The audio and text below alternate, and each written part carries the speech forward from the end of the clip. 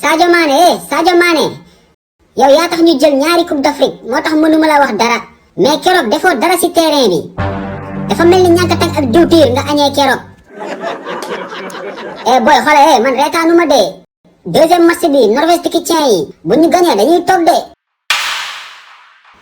Ismaïla Sarr maa ngi lay gis de jarul ngay ree gis naa la ci ginnaaw yow moom keroog ñu nag France jàkkaarloo bi nga rate noonu su ma fa fekkoon dama lay tàndar par 4. Sadio Mané xoolal passe ma Koulibaly moomu di romb.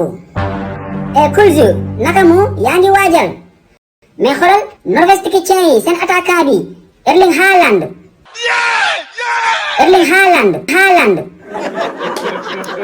séeréeru tubaab la de dafa wow koŋŋ laa la wax booy dalante ak moom mu lay def pièce détachée waxal Krépin Diatta mu lay couvrir moom booy bu sawar la te Casamance la nekkoon yàgg na lekk ñankatang moom ñankatang diwtiir la dóor ba wow koŋŋ te nga waxal ma aussi booy Malick Diouf kontaan naa ci moom centre rek lay def kooku li muy banaana du aasam mais problème bi mooy suñu attaquant bi Jackson du lekk banaana moom déggul daaj ay orange ak ay mango fuusa rek lay lekk xamul tempo bi.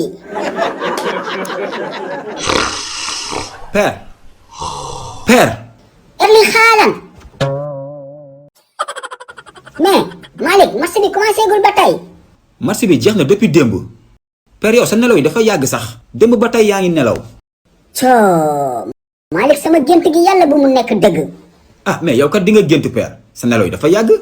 Kalidou Koulibaly laa gént mu far si waa Norvège tikitien yi sol seen mayo di gaañ ñoom Sadio Mané. solul seen mayo nag de mais yombalal na leen ko trop sax. Malick moo fiis Erling Haaland mbaa coqotaanul kan yi rek si gént gi teg na mbaalu Sénégal yi ñaari yoon. père yow kon géntoo woon de yaa ngi doon seetaan match bi peut-être da nga doon nelawaale quoi. Erling Haaland moom ngay wax dafa doublé 2 bii la dugal. kon géntuma woon yow kon Sénégal dañu ko dóor démb. waaw Norvège moo ñu dóor 3-2 père. yàqu nañu Papa Thiaw sacrifice nañu Aliou Mbaxal ñëwaatal yaa tane Papa Thiaw.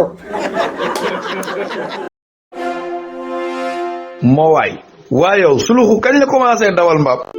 xale yi livre yi bees génnati la de waaw vacances yi am ngeen lu leen wéetali de ñaari livre Souloukhou yu bees tàq tome 4 ak tome 5 lañ leen indil bii pa da ngay am livre de lecture ak question de compréhension ngeen foog ne foofu la yemul foofu de da ngay amaale livre coloré yaa Souloukhou di coloré Souloukhou di coloré Ndoumbé di coloré Malick ak ñeneen kan nga bëgg coloré yow. Je veux colorier Jackson Birumafé. Jackson Birumafé nga bëgg coloré yow nag kan nga bëgg coloré. Moi, je veux colorier le Tiaya de Souloukhou. yow Tiaya Souloukhou nga bëgg colorier. léegi nag dégg ngeen ko daw leen gaaw wax seen papa yi seen yaay yi seen tante yi seen nijaay ñu jëndal leen livre Souloukhou. numéro baa ngi noonu affiché si écran bi yéex ñàkk la daw leen.